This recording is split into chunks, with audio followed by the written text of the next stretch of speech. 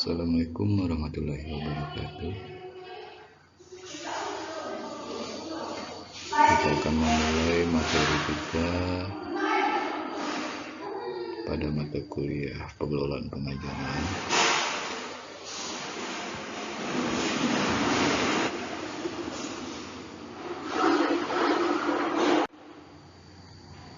Pendekatan belajar mengajar itu terdiri dari 5: psikologi belajar, interaksi edukatif, komunikasi edukatif, dan peran guru, serta pilar belajar.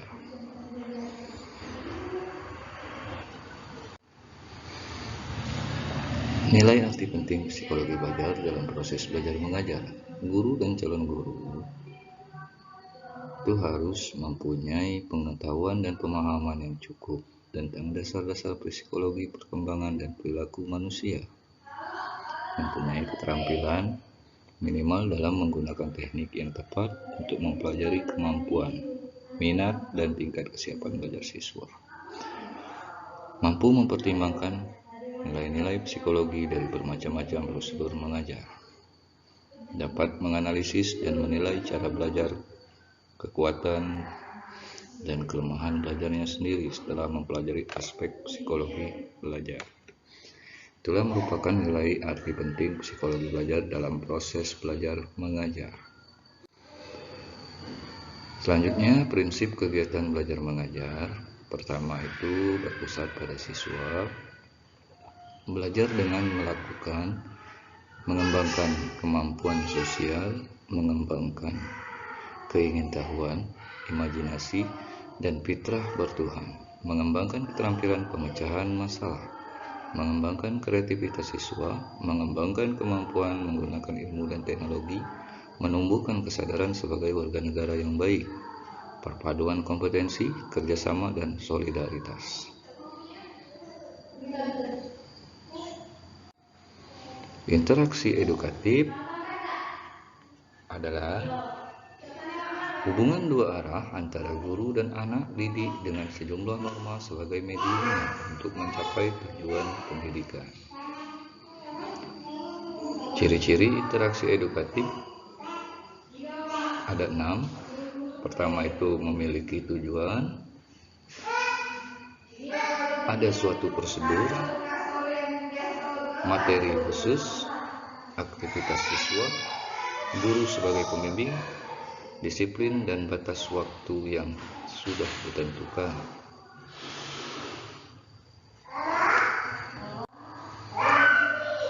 Sedangkan komunikasi edukatif memiliki 3 bentuk komunikasi di dalam proses interaksi edukatif.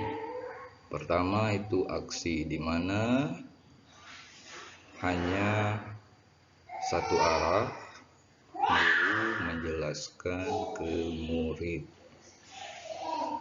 Yang kedua, interaksi, di mana ada proses komunikasi dua arah antara guru dan murid, murid dan murid yang lainnya.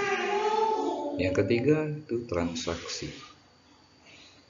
Transaksi itu merupakan bentuk komunikasi multi arah, di mana guru, murid atau siswa itu saling berkomunikasi, ada timbal balik antara guru dan siswa, siswa dan siswa, dan lainnya. 4 pilar menurut UNESCO. Pilar belajar itu ada diantaranya learning to know, merupakan belajar untuk mengetahui. Yang kedua, learning to do, belajar untuk melakukan. Yang ketiga, learning to be, belajar untuk diri sendiri. Yang keempat, learning to live together, belajar untuk hidup bersama. Itulah merupakan 4 pilar menurut UNESCO. peran guru berdasarkan teori pendidikan kita, Ki Hajar Dewantara, beliau mengatakan ada 3 peran guru yang paling utama. Yang pertama itu Ingarso Sungtulodo, di mana guru berdiri di depan sebagai teladan, contoh atau panutan. Yang kedua, Ing Madya Mangunkarso, berdiri di tengah untuk membangkitkan tekad, kemauan, dan tenaga demi mencapai tujuan pendidikan. Yang ketiga, Tutburi Handayani, yaitu berdiri di belakang sebagai motivator dan pemberian pengaruh. Itulah peran guru menurut Ki Hajar Dewantara. Jadi di sini ada suatu pertanyaan bagi kita, mengapa perlu aktivitas dalam belajar? Aktivitas dalam belajar menurut Paul B. Didrik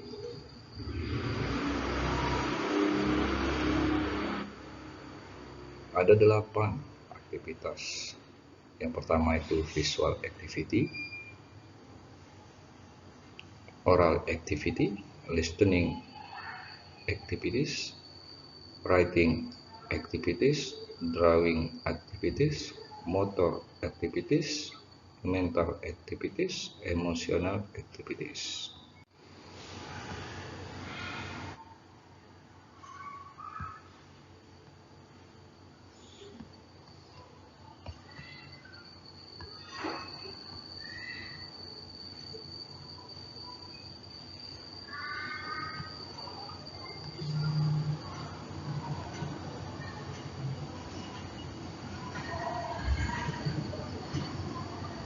Mutu di dalam pendidikan yang Pak sarankan yaitu belajarlah dan terus belajar, karena hidup adalah belajar, belajar adalah hidup.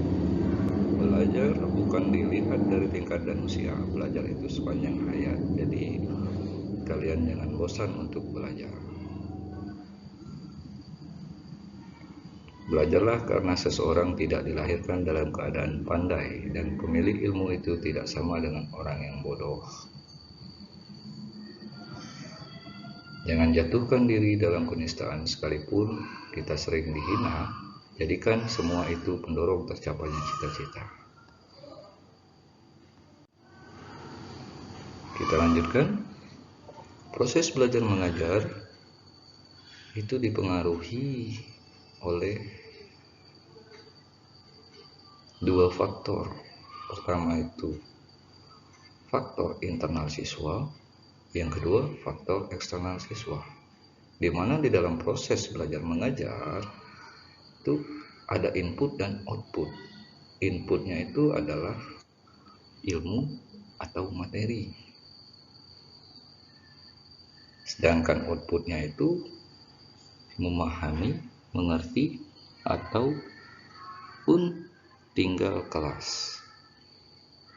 Di dalam proses belajar mengajar yang sangat mempengaruhi itu ada 2, internal siswa, di mana ada aspek fisik dan aspek psikologis. Aspek fisik itu diantaranya kelelahan. Apabila kita dalam kondisi lelah, maka itu akan mempengaruhi proses belajar mengajar. Selanjutnya itu pendengaran dan penginderaan. Itu juga akan mempengaruhi di dalam proses belajar mengajar.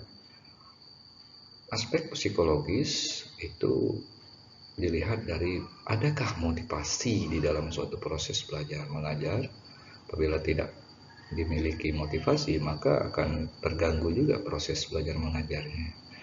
Intelijensi, bakat, sikap, minat itu merupakan aspek psikologis yang mempengaruhi proses belajar mengajar dalam internal siswa.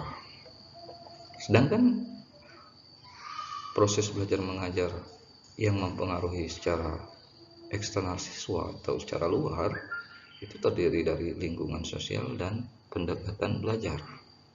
Lingkungan sosial itu sendiri terdiri dari beberapa lingkungan, yaitu lingkungan keluarga, sekolah, masyarakat.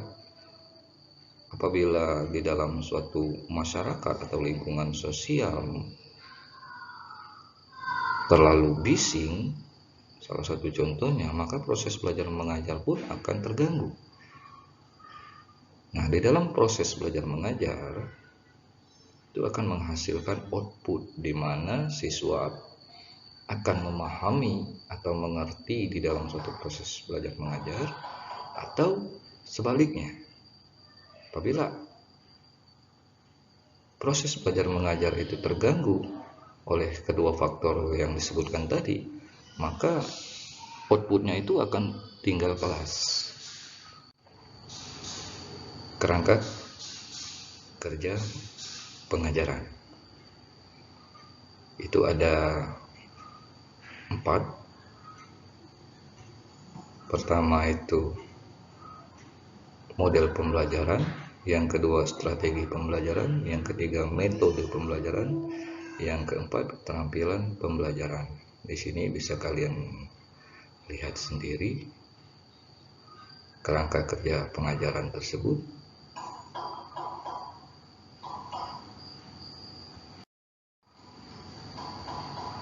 Selanjutnya ada 3 macam gaya belajar.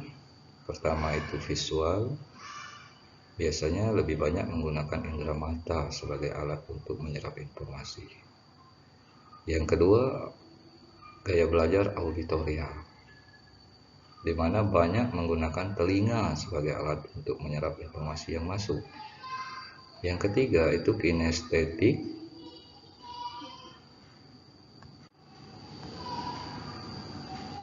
Oke, itulah beberapa materi yang diberikan hari ini. Bila orang merasakan belajar sebagai kenikmatan, maka dia akhirnya akan mengenyam kenikmatan ganda. Itulah prinsip sukses seseorang.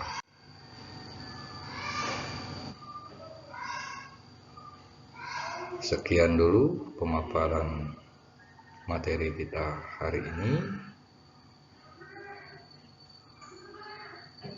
Terima kasih atas perhatiannya.